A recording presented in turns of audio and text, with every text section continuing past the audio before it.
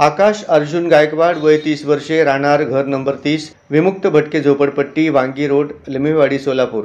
याच्या विरुद्ध सन 2013, 2018 व 2024 या कालावधीमध्ये नागरिकांना दमदाटी व मारहाण करून दुखापत करणे,